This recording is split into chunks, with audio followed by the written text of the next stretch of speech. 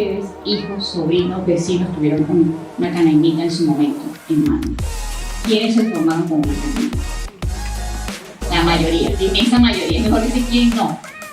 La pregunta sería quién no. Bueno, el programa Canal Educativo tocó a más de 7 millones de niños y niñas de la patria y se convirtió nuevamente en una herramienta pedagógica para garantizar que los contenidos filosóficos y académicos, programáticos, de las habilidades y capacidades cognitivas de nuestros niños estuviesen vinculados al sistema educativo bolivariano. Se desarrolló un currículum, una base filosófica. La educación tiene una orientación política del individuo, del ser que yo quiero formar, para el trabajo, para la vida, para la convivencia, para la solidaridad, para el respeto, para el amor.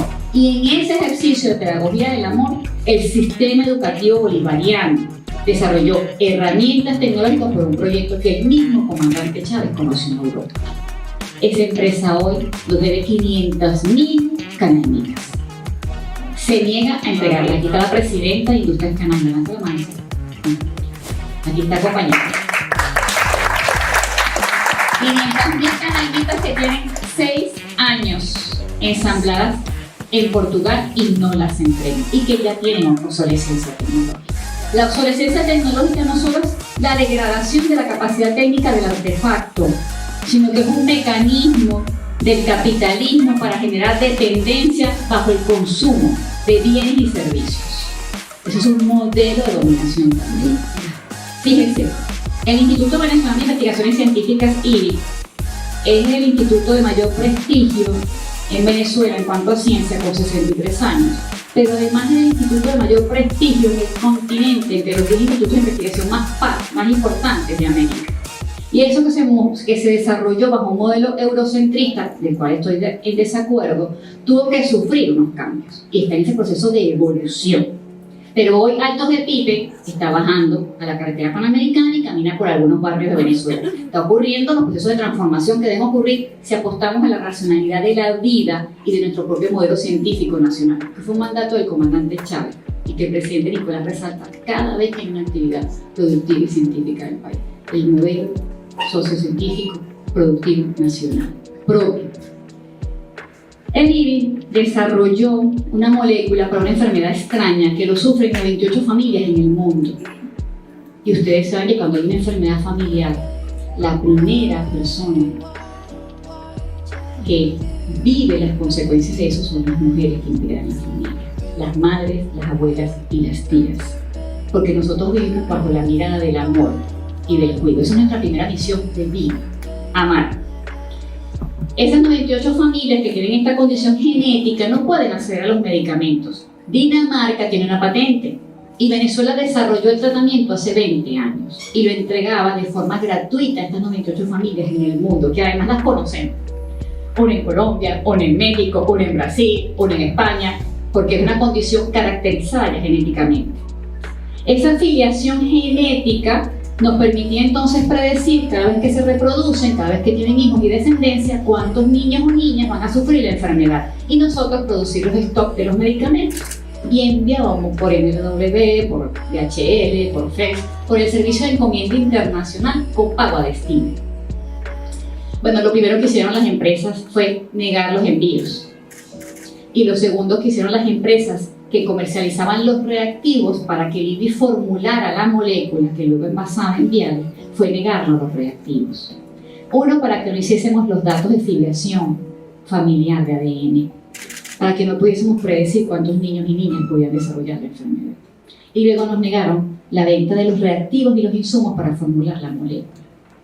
Esa carta que llegó a nuestro correo dice que sabe que afecta la investigación científica del mundo en esa enfermedad, porque el IBI es el referente del planeta en esta materia. Y hoy los científicos del IBI, para poder formular esa molécula, tenemos que triangular con Irán, con la India, con México y con países aliados. Y ellos saben que cuando estamos comprando parte de esos reactivos es para la fabricación, para la formulación de una síntesis orgánica de un medicamento que va para esa enfermedad. Porque el enemigo tiene la trazabilidad de todo. La enfermedad se llama porfiria aguda intermitente. Son 33 familias en el último registro, son 120 ampollas anuales. Son las 33 que lo recibían gratuito por el IBI. Algunas compraban por Dinamarca. Luego nos vamos a sistemas de diagnóstico y plataformas tecnológicas para realizar investigaciones desde las necesidades del país. Ahí les nombro algunos efectos sobre las capacidades para la producción de helio. Retiraron los productos y los servicios y los mantenimientos, y la única planta de helio en Venezuela tenía el IBI para atender enfermedades para la detección de fibrosis quística, que son enfermedades complejas cuyos medicamentos se entregan nada más por la farmacia dando costo de forma gratuita en el país. El único laboratorio de genética humana activo en Venezuela que viene evaluando nuestras mutaciones desde la reproducción, desde la multiplicación de familias, es el Laboratorio de Genética Humana del Dr. Sergio Arias en el IBI, que es el primero de Sudamérica. Hoy está en un 70% de su capacidad porque el otro 30% no logramos que nos vengan el equipamiento y los reactivos para el mantenimiento de los servicios. Y con todo y eso, tenemos citas hasta el 30 de noviembre, hoy. Porque pedí cuántas citas tenemos del IBI solicitadas. Hasta el 30 de noviembre, licenciada, tenemos todas las citas. Familias venezolanas que acuden a servicios gratuitos de diagnóstico en genética. Eso ocurre en Cuba y en Venezuela. En ningún otro país del mundo hay servicios genéticos y análisis de enfermedades de forma gratuita.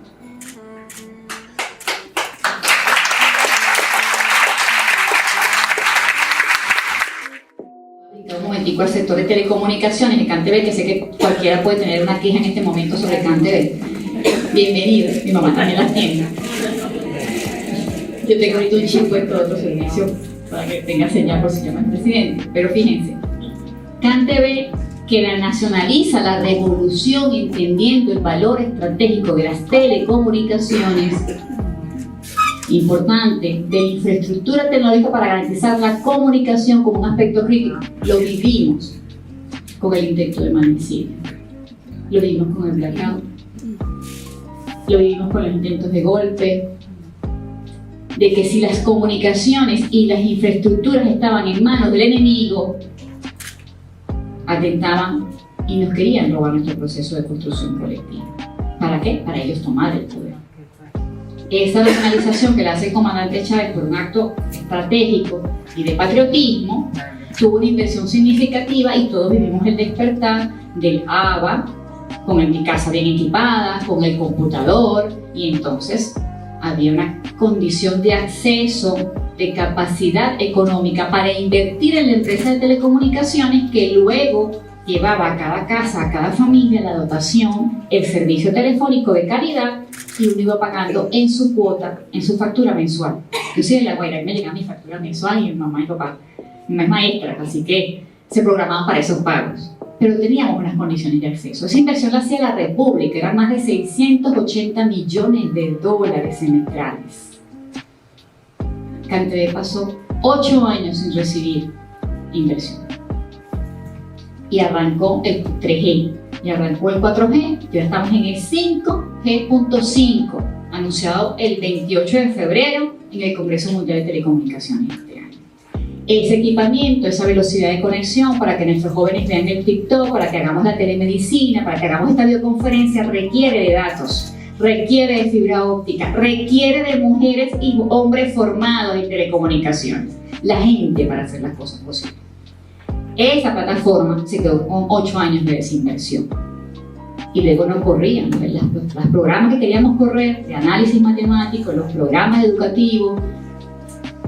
Tuvimos la desgracia que el satélite Simón Bolívar falló en órbita, y en ese año que falló el satélite, DirecTV, por un anuncio del enemigo, se retira del país y arrancó la pandemia. Y teníamos que estar en cuarentena, cuidándonos los unos a los otros. Y la gente vivió condiciones importantes que en algunos hogares parecían una olla de presión. Violencia, preocupaciones económicas, depresión, tristeza, el miedo al virus, los duelos. Yo todavía llevo mis duelos de la pandemia. De recorrer los hospitales, de ir a la medicatura forense, de ir a la morgue, de contar si eran fallecidos o no, porque también la gente se moría de un infarto. También la gente se moría de cualquier otra condición que no fuese el COVID. Y del que el enemigo no estimara algo que era falso, de comprender cómo se comportaba el virus, pero de poder comunicarnos. Y entendimos entonces allí la necesidad de estar interconectados para que la información del presidente Nicolás, el llamado a la paz, nos llegara a todos y a todas. Y esta empresa del Estado hoy lo hace con sus dificultades. Y el 40% de la nómina de CanTV son mujeres. En el mundo de las telecomunicaciones, solo el 11% son mujeres. Esas mujeres hoy son menores a 60 años y son formadas en revolución. Bienvenida, bienvenida. Luego hago la comparación con Movilnet. Movilnet también se genera con la experiencia de CanTV y Movilnet es la empresa de telecomunicaciones móviles. Se llega el 4G, el 5G, el 5G.5.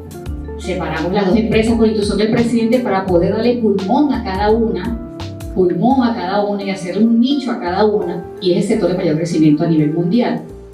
Y más por la pandemia. Bueno, la nómina de Movilnet hoy es 53% mujeres, pero no es que solo son 53% mujeres, es que son del área operativa, es la gerente de tecnología, de seguridad informática, es la gerente de operación, es la que está programando las radiobases. Esas mujeres que están desplegadas y que están levantando una empresa sobre sus hombros viven el efecto técnico de las medidas coercitivas unilaterales. Cuando Orange no nos quiere acompañar en los despliegues para nuevos cables submarinos de fibra óptica. Y les puedo nombrar las otras empresas de competición que venden los switches y los nodos. Entonces uno reclama el servicio de internet en la casa y de calidad. Pero para que ese servicio llegue a cada uno de nuestros usuarios está entre $150 y $200. Solo la inversión por hogar para que llegue la fibra óptica. Bueno, la fibra óptica no nos la querían vender tampoco, porque es que en Sudamérica nadie produce fibra óptica, lo produce Canadá y Estados Unidos. Entonces tuvimos la alianza con Irán y en el año 2020 nos trajimos fibra óptica casi que de contrabando escondido. Agarramos los teléfonos públicos que ustedes han visto por allí, que eran de tarjeta, de moneda, y le dijimos hacemos un trueque. Tantos teléfonos, tantos carretes de fibra óptica. Y por eso comenzamos nuevamente a colocar fibra óptica en el país. Y hoy estamos en 290 de las cabeceras de municipios con la fibra óptica, para luego hacer la capilaridad que nos permita llegar a cada una de las casas y los hogares y las escuelas. 7.500 escuelas hoy están conectadas con fibra óptica, son 26.000. La tarea es de largo aliento, pero la tarea es convocarnos a todas y a todos conscientes del valor de los bienes y servicios que genera la revolución, con la disminución efectiva que ha causado las sanciones en los ingresos de la República. Porque antes ninguno de nosotros nos preocupábamos por eso, porque nos llevaba por arte de magia de la revolución. Llegaba por arte, por magia que hacía la revolución. Y nosotros nos íbamos empoderando de condiciones de vida, de bienestar, y si fallaba algo reclamábamos. Así fue disminuyendo el PIB en Venezuela por la inversión en CanTV. Fíjense, más de 6 puntos retrocedió la inversión en tecnología, en bienes y servicios de telecomunicaciones en el país. Eso en cualquier parte del mundo hace que las empresas cierren, liquiden a las trabajadoras, liquiden a los trabajadores y se quede el pueblo sin servicio. Y eso lo pongo como alerta, porque hay un esfuerzo extraordinario del pueblo trabajador, de la Administración Pública Nacional garantizando los servicios para el pueblo. Hay un esfuerzo extraordinario, a pesar de las dificultades y las cosas que tenemos que corregir. Los software que soportan las telecomunicaciones, la mayoría son privativos. Y nosotros tenemos esta ley de infogobierno, pero es para que interoperen esos equipos cuyo fabricante está muy vinculado al enemigo. No hay modo que le entremos por software libre. Entonces a veces se ven obligados a comprar licencias. Hay un informe de unas más de 50 páginas que tiene el observatorio que hicimos solo del análisis del efecto sobre las telecomunicaciones. Cuando arrancó la pandemia, la Unión Internacional de Telecomunicaciones convocó a todas las autoridades de ciencia y tecnología en una videoconferencia. Y la consulta mundial fue: ¿qué está haciendo usted para que el pueblo, su región, tenga acceso gratis a Internet? Pueda acceder. Y nosotros decíamos, hace 15 años tuvimos Infocentro, el satélite Simón Bolívar, el AVA Plus, el despliegue de fibra óptica, la recarga móvil, las plazas con Wi-Fi. Y cuando colocamos todo eso, la gente preguntó: ¿cómo funciona eso en Venezuela? No se funcionaba hace más de 11 años con la revolución. Hoy está afectado de esta forma por las sanciones. los países se quedaron callados. Nadie pudo responder nuestro derecho global. Eso está en un acta de la OIT. Porque se discute en este momento el derecho a la conectividad. Se discute en el mundo, como discutimos el derecho a la educación, a la salud, a la vida, a la identidad, el derecho a la conectividad. ¿Y qué vamos a hacer siendo un país sancionado? ¿Cómo garantizarle ese derecho a todas y a todos? ¿Cómo vamos a discutir los derechos digitales y el derecho a no ser digital?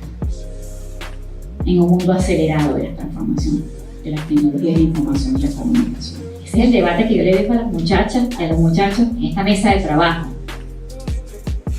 Si se aprueba el derecho a la conectividad como parte de los derechos humanos, ¿cómo hacemos nosotros para el disfrute, para el crecimiento, para el bienestar, para la recreación, para la felicidad de nuestro pueblo?